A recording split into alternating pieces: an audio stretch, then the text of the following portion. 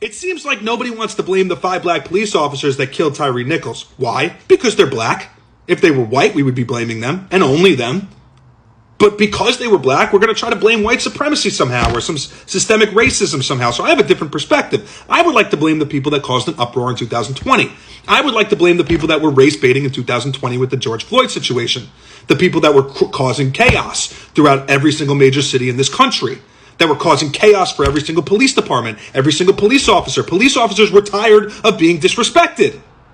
So a lot of them retired early. A lot of them quit. There was a lot of pressure being put on them. They couldn't do their job anymore. They couldn't even go through a routine traffic stop without being filmed and mocked constantly. So they quit. So a lot of police departments around the nation, and there was the whole defunding the police situation as well. So a lot of police departments around the nation, what ended up happening? Well, they needed staff. They didn't have enough people. People were quitting too often, including this Memphis Police Department. So 2 out of the 5 officers that happened to be there for the Tyre Nichols situation, well, they were hired back in 2020 through this more simpler process. They were rushed through the process. Why? Well, because there wasn't enough officers within the Memphis Police Department.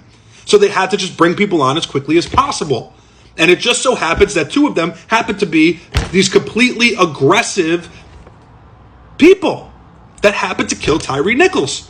So that's fate. You caused this. You literally caused this, because this situation would have never happened, or there would have been different people involved if it wasn't for the people that race baited back in 2020. And the same situation occurred with the 6-year-old in Virginia. The 6-year-old that shot his teacher? Yeah. Well, that 6-year-old was told, people told the staff of that school that he has a gun. Why didn't they alert authorities? Why didn't they call the police? Why didn't they make the situation any worse than it was? I'll tell you why. Because they were afraid.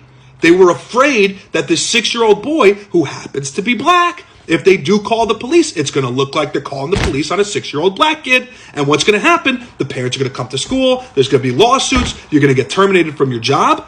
If I were part of the staff, I wouldn't call the police. Why should I?